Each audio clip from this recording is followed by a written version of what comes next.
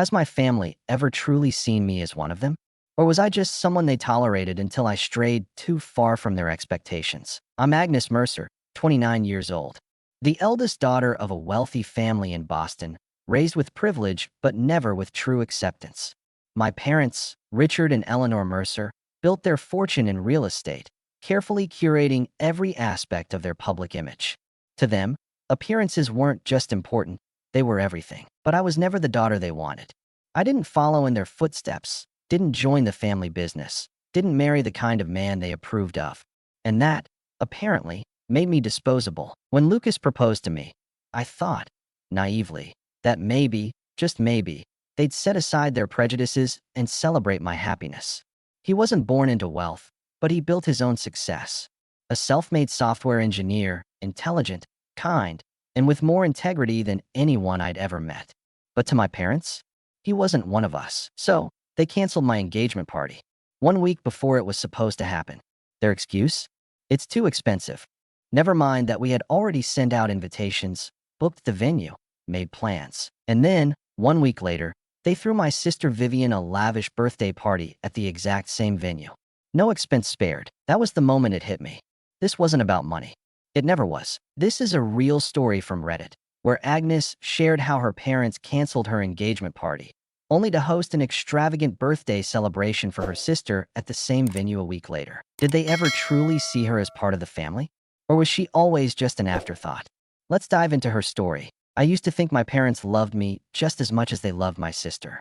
That if I worked hard, followed my own dreams, and proved myself, they'd be proud of me, proud of the daughter they raised. But I was wrong. I should have seen it sooner. The signs were always there. When we were kids, things were normal. My parents doted on both of us, made sure we had the best schools, the best clothes, the best everything. But as we grew older, the gap between me and my sister, Vivian, started to show. She was the golden child, the one who always followed the Mercer family plan. The perfect daughter. She got straight A's in subjects my parents actually cared about: economics, business law, finance. I, on the other hand, was the disappointment. Not because I was failing, but because I dared to love something they didn't respect. Architecture. It started small. Little comments at the dinner table. Architecture is a nice hobby, but you'll need a real career. Are you sure about that? It's a tough industry for women, Agnes. I ignored it, thinking they'd eventually support me the way parents are supposed to. But then came the moment I knew, without a doubt, that I wasn't important to them. Vivian graduated 2 years after me. The Mercers threw her a massive celebration. A private venue, catered meals, a string quartet, and a guest list filled with influential names in business and law. My parents made speech after speech about how proud they were of her, how she was the future of the Mercer legacy. My graduation? A quiet dinner at home. No party, no guests, just a simple meal where they barely acknowledged my achievement. I didn't even get a "we're proud of you." And when I asked why, my mom just smiled and said, "You don't like big parties anyway, right?" That was the moment I knew. It wasn't just that I had chosen a different path. It was that, in their eyes, I didn't matter anymore. And then there was Lucas, my fiancé, the love of my life, the kindest, most brilliant man I've ever known. But to my family, he was nothing. Lucas grew up middle class. He worked his way through college, built his career with his own hands, and never took anything for granted. But in my parents' eyes, he wasn't one of us. He didn't have the right last name, the right money, the right connections. I thought, hoped, they'd change their minds once they met him. That once they saw the way he treated me, how much he loved me, they'd realize none of that mattered. But they never did. It didn't matter that he was a software engineer with a great job. It didn't matter that he treated me better than any Mercer-approved guy ever could. In their minds, he would never be good enough for me. And the worst part? It wasn't just my parents. At family gatherings, my aunts and uncles would side-eye him, ask patronizing questions about his career trajectory. My cousins would make snide comments like, "So, Agnes, are you planning to be the breadwinner in this relationship?" And Vivian? She didn't outright insult him, but she never stood up for me either. Never defended me when our parents made backhanded comments about my questionable choices. I kept waiting for things to change, for them to see what I saw in Lucas, for someone, anyone, to say, "Agnes, we love you no matter what." But they never did, and I was too damn stubborn to accept it. I don't know exactly when I started believing that if I just proved how great Lucas was, my parents would finally see what I saw. Maybe it was wishful thinking. Maybe it was desperation. But for years, I kept trying. And for years, they kept making it clear Lucas was never going to be good enough for a Mercer. Lucas didn't grow up with wealth. He didn't have a family name that opened doors or an expensive private school education.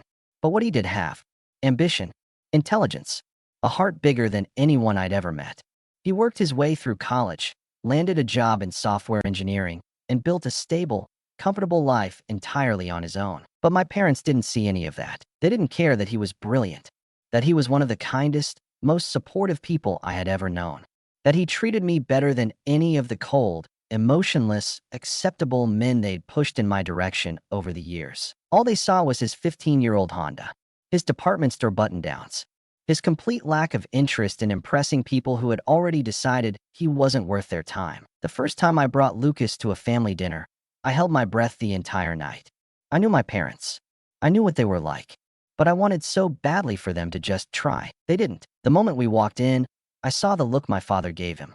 The brief glance at his shoes, his watch, the way he carried himself. A full-body assessment that lasted 2 seconds, but told me everything I needed to know. My mother, ever the master of social niceties, kept a polite smile plastered on her face, but spent the entire night steering the conversation toward topics designed to make Lucas feel small. She brought up some tech entrepreneur from her social circle who had just closed a huge investment deal, comparing his success to Lucas's stable, but ordinary, job. It wasn't subtle. It was never subtle. Lucas, to his credit, took it all in stride. He answered every question calmly, asked my father thoughtful things about his real estate firm, and even complimented my mom's decor choices, though I could tell he was uncomfortable. And then there was Vivian, my perfect, golden sister. She didn't say much that night, but every time my parents said something cruel, her eyes flicked toward me like she was waiting for me to react. Like she knew it was wrong, but wasn't brave enough to say anything. I tried to ignore it. I told myself that night was just a bad start. That my parents were old-fashioned, sure, but they'd come around. They didn't. For months, every time I mentioned Lucas, my father would find a way to slip in a condescending remark. He'd tell me things like, stability is important in a marriage. You should be with someone who can provide. As if Lucas wasn't making a great salary. As if I wasn't making a great salary. My mother, on the other hand, took the passive-aggressive approach. Love isn't everything, she'd remind me. Or worse, a good marriage is about 2 equal partners, Agnes. Equal, meaning, you're a Mercer. He's not. That's the problem. But it wasn't just my parents. My entire extended family got the memo. At a family wedding, one of my aunts pulled me aside and told me that men like Lucas always needed something from women like us. The words stuck to me like oil, impossible to wash off. That comment, that was the one that nearly broke me. I told Vivian about it later, hoping, praying, she'd say something to make me feel less alone. But all she did was look at me with that same uncomfortable expression she always had when it came to our parents. And that's when I realized Vivian wasn't completely blind. She knew I was being treated unfairly. She knew our parents were wrong. But she had spent her entire life being the perfect daughter, and the idea of pushing back, even a little, was terrifying to her. One night, after another brutal dinner where my parents made it painfully clear they thought my engagement was a mistake, I finally snapped. I turned to Vivian and asked her outright if she truly thought I didn't deserve happiness. She flinched. She flinched, like I had hit her. And then she lowered her eyes and said nothing. She didn't defend me. She didn't defend Lucas. She just let me hurt. And yet, even after all of that, I still thought, maybe someday they'd see how wrong they were. Maybe someday they'd understand that Lucas wasn't some charity case I was settling for. Maybe someday they'd finally say the words I'd been waiting my whole life to hear. We love you. And that's enough. But that day never came. And I should have seen it coming. I should have known. I should have known. But even after years of disappointment, of constantly being reminded that I was nothing more than a burden to my parents, I still hoped. I still believed that, for once, they would set aside their obsession with appearances and do something for me. For us, Lucas and I had spent months planning our engagement party. We weren't asking for much, just one night. One celebration where our families could come together, where we could stand in front of the people we loved and announce our future. The venue? Riverside Terrace. I'd dreamed about that place since I was 16. The beautiful glass windows overlooking the river, the chandeliers, the warm golden glow of the lights at night. I always knew that when something truly special happened in my life, I wanted to celebrate it there. It was perfect. It was mine. I still remember the way my heart raced when I made the deposit. It was real. It was happening. We had sent out invitations. The menu was planned. My dress was hanging in my closet, waiting for me to step into it. Then, 5 days before the party, I got the call. We've canceled the reservation. My mother's voice was perfectly even, like she was commenting on the weather, like she hadn't just ripped away one of the most important nights of my life. I felt my stomach drop. What? My voice came out thin, shaky. It was simply too expensive, Agnes. Too expensive. I gripped my phone tighter. We already paid the deposit. My mother let out a soft sigh, the kind she always used when she thought I was being unreasonable. We're just trying to be practical, dear. There's no need to spend that much on an engagement party. No need. No need to celebrate my love. No need to make my moment special. I felt the first sting of tears in my eyes, but I refused to let my voice waver. Mom, this has nothing to do with the money, does it? Silence. Then she said it. Agnes, you're making a mistake with this marriage. Your father and I don't want to encourage something that isn't right for you. I felt my chest tighten. It's not about the party, I whispered. It's about Lucas. Another pause. We just think it's better not to make a spectacle out of this. Not to make a spectacle out of me. I hung up without another word. I stood in the middle of my kitchen, my phone still clutched in my hand, and felt my entire body start to tremble. It wasn't just that they had canceled. It wasn't just that they had lied about why. It was the realization that they weren't just indifferent to my happiness. They were actively trying to destroy it. And then, 3 days later, Vivian sent the text. Mom said you shouldn't be upset anymore. She made it up to you by upgrading your sibling's birthday party. My hands went cold as I read it. The venue? Riverside Terrace. They hadn't canceled because of the cost. They hadn't canceled because they were trying to be practical. They had canceled because I wasn't worth it. But Vivian? The golden daughter? The perfect Mercer? She got everything. The party. The venue. The respect I had begged for. I don't remember much after that. Just that I ended up sitting on my bathroom floor, my phone on the tiles beside me, staring blankly at the wall as a tear slipped down my cheek. Then my phone rang again. My father. I picked up. I hope you're not thinking about making a scene this weekend. My breath hitched. Excuse me. Your mother told me you're upset about the engagement party. But, Agnes, you have to think logically. This wedding is already a mistake. There's no need to embarrass yourself further. I squeezed my eyes shut. Embarrass myself? Do you know what people will think? His voice sharpened. Do you know how humiliating it is to have my daughter, a Mercer, marrying someone so beneath her? I flinched. He kept going. You're throwing away your future for nothing. Lucas will never be enough. And you? You're being selfish. You're ruining everything. I should have hung up. I should have screamed at him, told him that I was the one who had been ruined. But all I did was sit there, my heart pounding, the same way I had since I was a child. Like a little girl being scolded by her father. Like I was the problem. Like they weren't the ones who had just crushed me beyond repair. When the call ended, I stayed on that bathroom floor for a long time. And then, with my hands still shaking, I opened my laptop and started typing. Because if my parents weren't going to acknowledge what they had done to me, the world would. I had spent my entire life staying silent, taking the insults, swallowing the pain, smiling through the disappointments. But not anymore. I wasn't going to argue with them. I wasn't going to beg them to see my worth. I was going to show them. Lucas and I sat down that night and made a plan. We weren't going to let them dictate how we celebrated our love. We found a new venue, a rooftop restaurant with a breathtaking skyline view, perfect for a small, intimate gathering with the people who actually cared about us. And then, I did something I had never done before. I told the truth. I posted on social media. Not an angry rant. Not a desperate plea for sympathy. Just the facts. I wrote about how my parents canceled my engagement party because they thought Lucas wasn't good enough. I wrote about how they used my venue for my sister's party a week later. I wrote about how, no matter what I did, I was never enough for them. I didn't expect anything to come from it. But people noticed. Family friends. Old classmates. Colleagues. Strangers. My inbox flooded with messages. Some in shock. Some in outrage. Some simply saying, I've been through the same thing, and I'm so sorry. And then the day came. The day of Vivian's birthday party. I hadn't planned on going. But that morning, I woke up and realized I had to go. Not to start a fight. Not to create drama. But to look them in the eye. To let them see, really see, the consequences of their choices. When I arrived, I felt the stares immediately. The Riverside Terrace was just as beautiful as I had imagined it would be. The elegant chandeliers. The perfectly arranged floral displays. The tables set with fine china. It was everything I had wanted. Everything they took away from me. My mother saw me first. She came over quickly, her expression carefully controlled, but I could see the unease in her eyes. She asked why I was there, her voice low, probably hoping no one would hear. I just smiled. I told her the truth. I had always wanted to see this venue in person, especially since I planned an event here once. Surely she remembered? She didn't respond. But her expression tightened. Other people started noticing.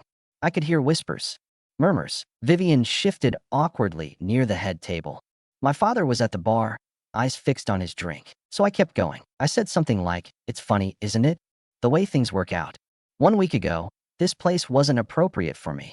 But tonight, it's perfect." The room went quiet, and then Lucas spoke. Calm, steady. He didn't need to raise his voice. Everyone was already listening. He said they had made up their minds about him long before they ever really knew who he was.